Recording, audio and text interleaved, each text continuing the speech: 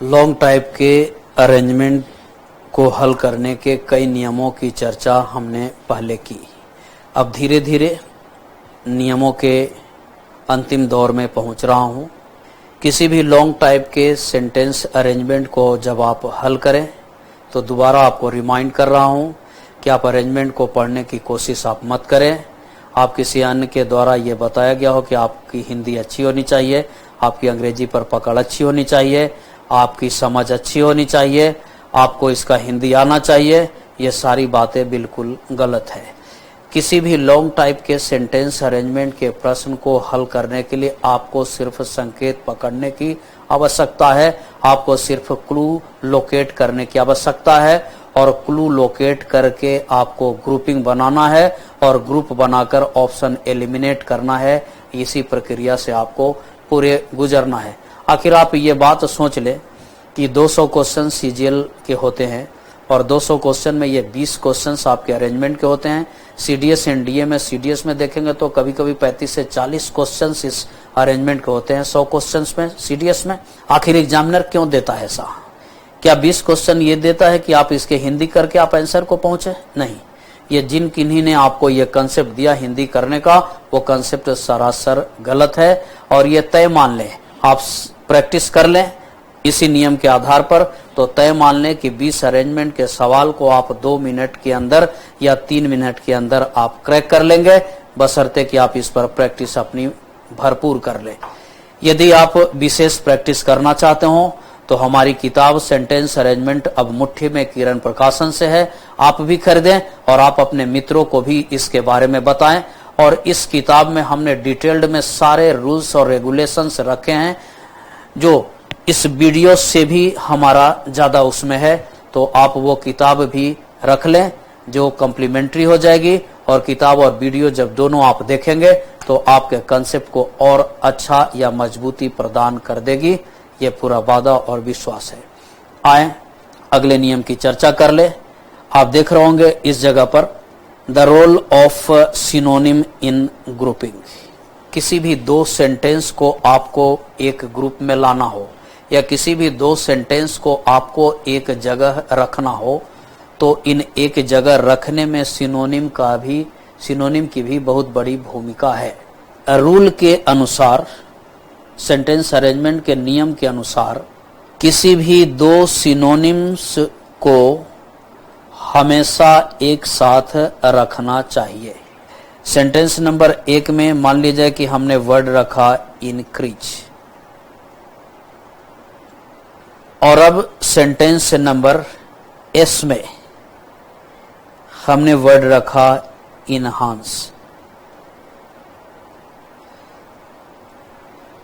तो यह निष्कर्ष निकाल सकते हैं कि इंक्रीज और इनहांस दोनों आपस में सिनोनिम्स हैं। अर्थात इंक्रीज का भी अर्थ होता है बढ़ना या बढ़ाना, तो इनहांस का भी अर्थ होता है बढ़ना या बढ़ाना।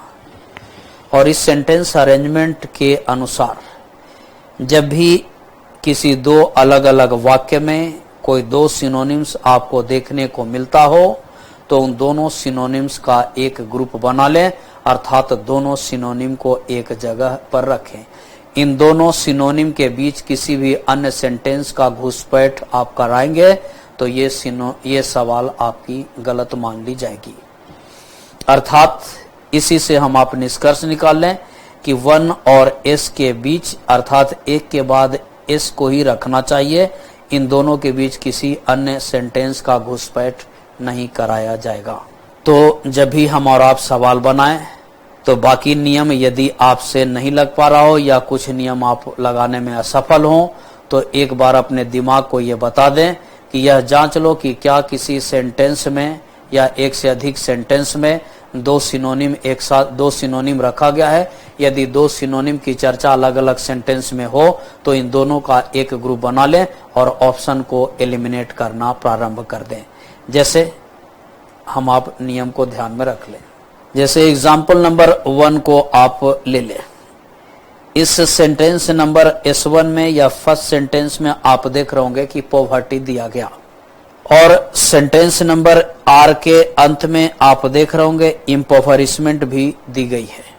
तो ये बोला जा सकता है कि सेंटेंस नंबर 1 में पॉवर्टी का सिनोनिम सेंटेंस नंबर आर में इम्पोवरिशमेंट के रूप में दी गई, या पॉवर्टी और इम्पोवरिशमेंट दोनों आपस में सिनोनिम्स हैं।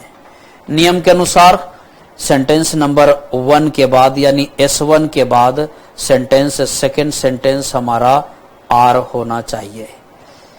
और आप देख रहे होंगे कि आपके पास मात्र एक ही ऑप्शन है जो आर से प्रारंभ है, बाकी कोई ऑप्शन नहीं है। और एग्जाम्पल आप ले ले, इस जगह एग्जाम्पल नंबर 2 ले ले। सेंटेंस नंबर S1 के अंत में आप देख रहे होंगे कि ग्रेट रेजिलियंस वर्ड दिया हुआ है, और सेंटेंस नंबर S के प्रारंभ में इसी में देख लें ऑलवेज एकोमोडेटिंग दिया। रेजिलियंस का मतलब कि लचीला, और लचीला का मतलब कि ऐसा व्यक्ति या ऐसा नियम कानून जो सभी जगह फिट बैठे।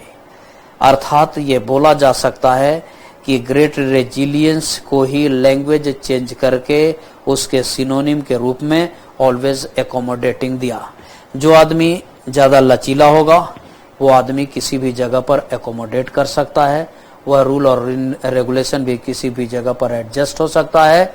और जो आदमी रेजिलियंट नहीं होगा, जो आदमी स्टीड फास्ट होगा, जो आदमी अपने रूल और रेगुलेशन पर डिटरमिन्ड होगा, वो कहीं भी एकोमोडेट नहीं कर सकता।